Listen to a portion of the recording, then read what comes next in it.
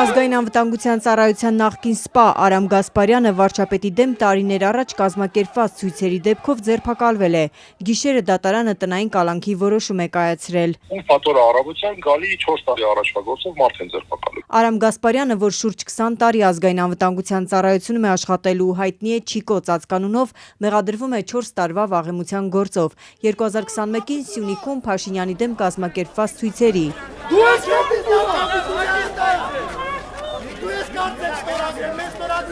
Այնպես չի, որ վերջի օրերին ինչ-որ նոր տեղեկություն էին ձեռք բերել, որով անձը իդենտիֆիկացվում էր որպես այսպես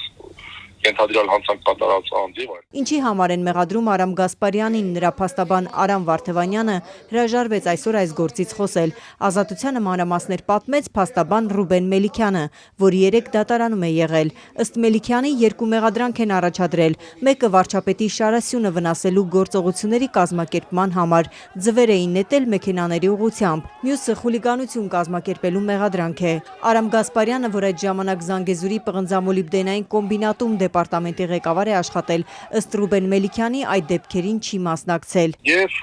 այս մեղադրանքը ինքնին տարօրինակ է։ Հերվից եւ նախապես կազմակերպիչ խուլիգանությունը պարզապես ունենալ չի կարող խուլիգանության հանցակազմի առանձնահատկություններից ելնելով։ Այսինքն հասարակության նկատմամբ անհարգալից վերաբերմունքը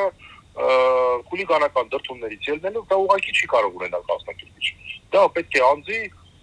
ներքին մղման արդյունքը լինի։ Արամ Գասպարյանը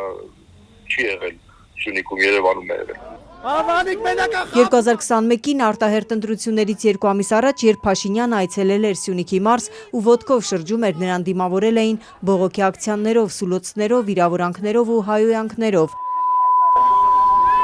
Նիկոլ կապիտուլոս!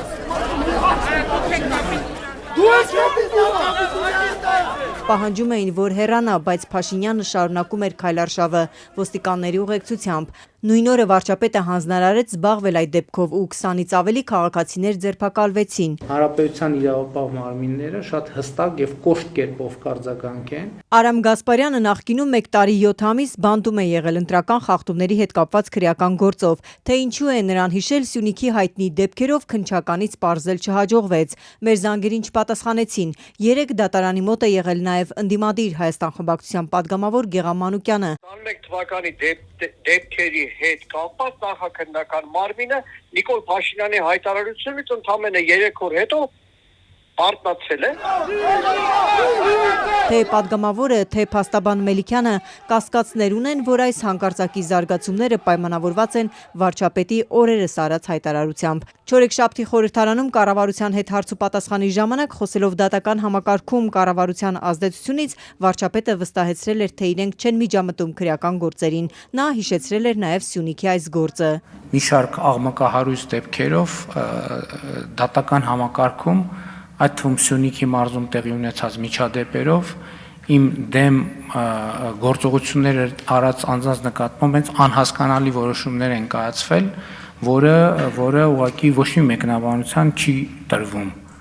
Արդյոք այս մեղադրանքները հիմնավոր են եւ ինչ կապ ունեն Փաշինյանի խոսքերը քրեական գործով զարգացումների հետ։ Իշխող խմբակցության դիրքորոշումը ճշտել չհաջողվեց։ Խմբակցության ղեկավարը, քարտուղարն ու падգամավոր Վահագն Ալեքսանյանը չպատասխանեցին մեր զանգերին։